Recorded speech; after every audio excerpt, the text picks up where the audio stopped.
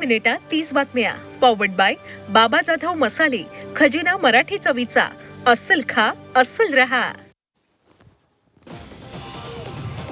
सुवर्णनगरी जळगावात सोनं चांदीच्या दरात मोठी घसरण झाली आहे. सोनं 4,000 तर चांदी तब्बल 15,000 स्वस्त झाली आहे. 4,000च्या घसरणीसह सोनं प्रतितोळा 1,50,000पर्यंत खाली आले. तर चांदीचे दर प्रति किलो 2,43,000वर आले. डिझेल दरवाढीमुळे मासेमारी व्यवसाय संकटात आलाय. उरण होलसेल डिझेल दरात महिनाभरात झालेल्या तब्बल 51 रुपयाच्या वाढीनं मच्छीमार आर्थिकदृष्ट्या कोलमडलेले.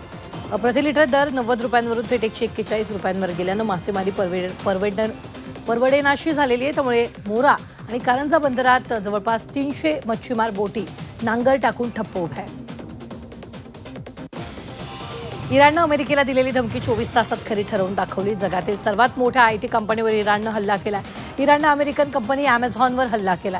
बहरीनमधील Amazonच्या डेटा सेंटरवर इराणनं शेकडो मिसाईल्स डागल्या.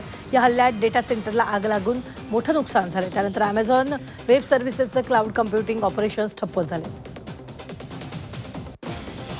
अमेरिकेनं तेहरानवर मोठा हल्ला केला. हल्ल्यात इराणचे सर्वोच्च नेते जखमी झालेत. इराणचे वरिष्ठ सल्लागार कमाल खराजी जखमी झाले. तर इस्रायल आणि अमेरिकेनं इराणवर हल्ला केला.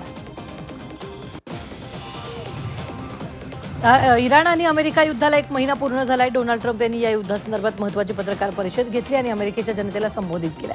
लवकरच इराणमधील युद्ध थांबणार असून येत्या 2 ते 3 आठवड्यात इराणवर भीषण हल्ला करणार असल्याचा इशारा ट्रम्प यांनी दिला.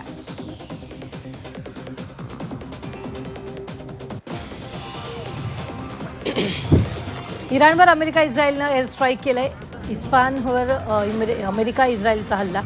इस्फहानमधील दारुगोळ्याचा साठा उद्ध्वस्त करण्यात आला.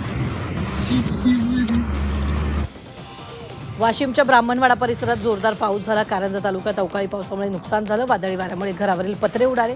घरातील साहित्य पाण्यानं भिजून खराब झालं. तर कुटुंबाचा संसार उघड्यावर आला.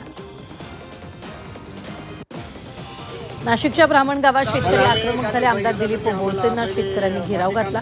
गिरणा डावा कालवा विस्तारीकरणाला विरोध केला गेला. पाणी मिळाल्याशिवाय काम होऊ देणार नाही, शेतकऱ्यांनी इशारा दिला. तर रावळगाव MIDCसाठी पाणी वळवण्याचा आरोप केला गेला. शेतकऱ्यांसोबत असल्याची बोरसेंची भूमिका.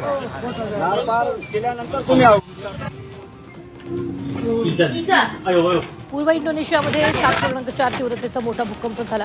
मोलुक्का समुद्रात शक्तिशाली भूकंप झाल्यानंतर इंडोनेशियामध्ये इमारती जोरदारपणे हादरल्या. इंडोनेशियातील कर्नाटेच्या किनाऱ्यापासून 74 मैल अंतरावर 7.8 तीव्रतेचा भूकंप झाला. फिलिपिन्सच्या किनारपट्टी भागात सुनामीच्या लाटा येण्याची शक्यता असल्याचा इशारा देण्यात आला.